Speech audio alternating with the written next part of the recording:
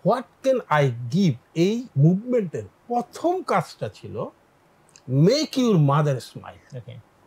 তুমি তোমার মাকে খুশি করে শুরু করো দেওয়াটা। এটা আমাকে খুব আপ্লুত করলো, কারণ এই বইটা পড়ার আগ থেকেই কিন্তু আমি গভীরভাবে এই চিন্তায় বিশ্বাসী যে আমাকে আমার মাকে প্রতিদিন খুশি করতে হবে কোনো না কোনো ভাবে, হয় একটু দুষ্টুমি করে, পাশে বসে, খুনসুটি করে, যেভাবে। এবং এপিজে কালাম কিন্তু তার এই মুভমেন্টের মাধ্যমে শুধুমাত্র মাকে কিভাবে খুশি করা যায় এই জন্য 5 লক্ষ আইডিয়া জেনারেট করেছিলেন। আচ্ছা, যার কারণে এই বইটি আমার খুবই ভালো লেগেছিল এবং মনে হচ্ছিল যে আমি যেটা চাইছি, এবং আমি অন্যান্য সময়ও অন্যান্য জায়গায় যখন ইন্টারভিউ দেই বা আমার কিছু মোটিভেশনাল বই আছে সেখানেও কিন্তু আমি একটি কথা বারবার বলি যে মানে তোমার মাকে খুশি করো, তোমার বাবাকে খুশি করো। এবং এটা কিন্তু আমাদের ধর্মও আছে। মোস্ট ইম্পর্টেন্ট পার্সন কে আমাদের জীবনে, আমাদের বলাই আছে, নবীজি সাল্লাল্লাহু আলাইহি ওয়াসাল্লাম বলেছিলেন যে মা, মা এবং মা। আমি যতদূর জানি, যদি তারপরে বাবার কথা বলেছিলেন। তো এই ব্যাপারটা আমার খুব আপ্লুত করে। এর সাথে তো যোগ হয়েছে এপিজে কালামের অন্যান্য জীবন দর্শন, যা সৃজন পাল। বেসিক্যালি উনি ইন্ডিয়ান ইনস্টিটিউট অফ ম্যানেজমেন্ট আহমেদাবাদের একজন গ্রাজুয়েট ছিলেন।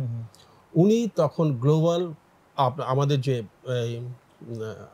বোস্টন কনসালটেন্সি যে ফার্মটা আছে, বোস্টন যে খুব বিখ্যাত একটা মাল্টিন্যাশনাল কোম্পানি, সেই কোম্পানির চাকরির অফার ছেড়ে দিয়ে উনি কিন্তু এপিজে কালামের ব্যক্তিগত সহকারী হিসেবে যোগ দেন। এপিজে কালাম কিন্তু তখন প্রেসিডেন্ট না, প্রেসিডেন্ট পদ থেকে সরে এসছে।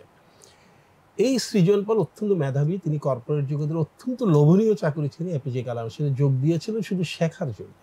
এই মানুষটার প্রতিটি আচরণেই ছিল শেখার মতো, এবং তিনি সে আচরণগুলো এখানে ব্যাখ্যা করেছেন, আমাদেরকে জানিয়েছেন। একজন মানুষ হিসাবে যদি আমি একটা উচ্চতায় পৌঁছাতে চাই, মানুষের মতো মহাসৃষ্টি তো আর আল্লাহর নাই। সেই শ্রেষ্ঠত্বের বহিঃপ্রকাশ যদি আমি ঘটাতে চাই, তাহলে এপিজে কালাম একটা উজ্জ্বল দৃষ্টান্ত। তিনি কিভাবে এই শ্রেষ্ঠত্বটা প্রদর্শন করতেন মানুষ হিসাবে। বোস্টন কনসালটেন্সি ক্লাব সম্ভবত সেই আচরণগুলো এখানে দৈনন্দিন আচরণগুলো ব্যাখ্যা করেছে। সব মিলে বইটি আমার কাছে মনে হয়েছে যে এটা একটা পুরোদস্তুর একটা মানে গাইড হতে পারে, guide book for your lifestyle. সেই কারণে বইটি আমার খুব ভালো লেগেছে। ওকে, সো আমরা একটু বইয়ের ভিতরে যেতে চাইবো। সো আমি প্রশ্নগুলোকে এইভাবে সাজাতে চাই যে এই বইয়ের ভিতরে definitely there are lot of lessons, যেগুলো অ্যামেজড হওয়ার মতো। আবুল কালামের জীবন দর্শন থেকে হয়তো সেখান থেকে আমরা অনেকগুলো লেসন আমরা জানবো। সেখান থেকে কিছু লেসন শেয়ার করা, আর ওইটাকে ভিত্তি করে আমরা আপনার জীবনের সাথে একটু কানেক্ট করে করে আগাতে চাইবো। তো আমি যদি টপ 2-3টা বা 4টা লেসনের কথা বলি যেটা এখান থেকে আমরা এক্সট্রাক্ট করতে পারি, তো সেগুলো আপনি কোনটা কোনটা বলবেন? যেমন যদি বলেন তাহলে আমি কয়েকটি জিনিস বলি।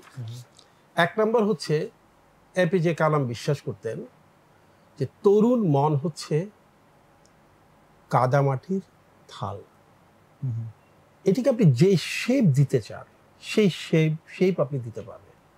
আপনি চাইলে এটিকে দানবের স্ট্রাকচারও দিতে পারেন, আবার চাইলে দেবতার স্ট্রাকচারও দিতে পারেন।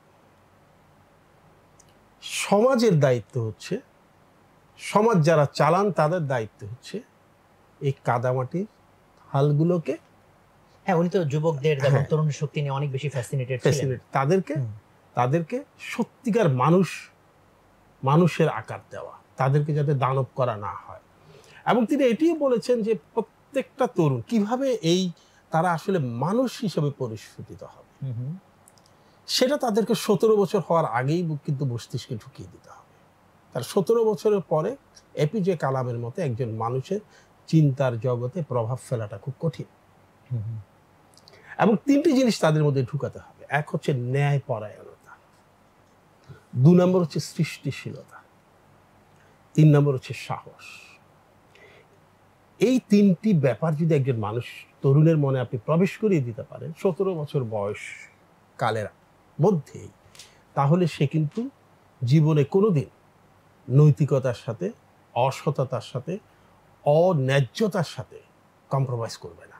আমি যদি এখন একটু প্র্যাকটিক্যাল স্টেপসে যাই, যখন উনি বললেন যে সমাজের এটা দায়িত্ব, সমাজ বলতে আমরা তো অনেক কিছু মিন করি। ফর এক্সাম্পল, পরিবার মিন করি, স্কুল মিন করি, রাষ্ট্র মিন করি। এর বাইরে এখন সমাজের একটা বড় পার্ট যেটা আমাদের একটু ধরাছোঁয়ার বাইরে, সেটা হচ্ছে social media plus global corporations like Netflix বলেন, সব কিছু মিলেই তো তরুণকে শেপ আপ করছে।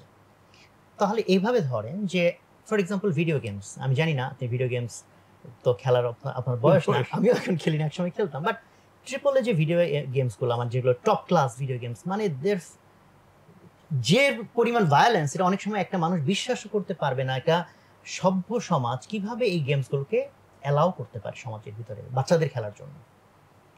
তাহলে আমি প্রশ্নটা এইভাবে রাখতে চাই যে তরুণকে তাহলে আমি যে শেপ আপ করব, আমি একটা সার্টেন আইডিওলজি সেট করলাম আমার পরিবারের জায়গা থেকে অথবা আমার রাষ্ট্রের জায়গা থেকে, আর সেই দিক থেকে সে আরেকটা বৃহত্তর ফোর্স তাকে আবার দানব বানানোর প্রক্রিয়াতে তাকে নিয়ে চলে যাচ্ছে। তো এখন এপিজে আব্দুল কালাম যখন এগুলো নিয়ে ভেবেছেন, তখন এই যে সংঘাতগুলো, তার কারণ এক একজনই তার কন্ট্রোল নিতে চাইবে, আমি একটা মতাদর্শ ঢুকাতে চাইবো, আপনি একটা ঢুকাতে চাইবেন, তাহলে এখানে যখন সবাই মিলে মারামারি করবে, তার মধ্যে দিয়ে ওর এই সার্টেন শেপ আমরা কিভাবে দেবো আসলে? আপনি যেগুলো বললেন এগুলির বিরুদ্ধেই কিন্তু এপিজে কালামের অবস্থানটি ছিল। তখনও কিন্তু উনি যখন এই আন্দোলনগুলো শুরু করেন, বিশেষ করে তরুণদের নিয়ে কাজ করা শুরু করেন, তখনও কিন্তু তিনি এগুলোকেই ভয় পেয়েছিলেন।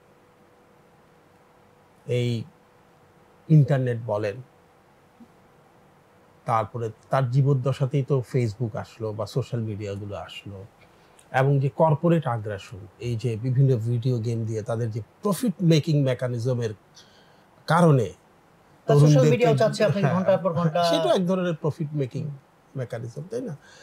এই যে তাদেরকে টক্সিক করে তুলছে, এটার বিরুদ্ধে কিন্তু তার অবস্থান ছিল। এবং এই ক্ষেত্রে অবশ্যই তার কথা হচ্ছে পৃথিবীর কোনো কিছুই তুই স্মুথ না, আপনার বিপক্ষে শক্তি থাকবে। আজকে থেকে 100 বছর আগেও যখন এই সোশ্যাল মিডিয়া ছিল না, এই সো কল্ড মানে এই কর্পোরেট আগ্রাসনটা সারা দুনিয়াতে ছিল না, খুব সহজ সরল জীবন যাপন করত, তখনও কিন্তু ইভেন কি সক্রেটিসের আমলও যখন কোনো মানুষকে আপনি ভালো কিছু করতে চাইতেন, তাকে পজিটিভভাবে গড়ে তুলতে চাইতেন, তখনও বাধা দেওয়ার মতো লোক ছিল। বাধা কিন্তু ছিল, কোনো না কোনো শেপে ছিল।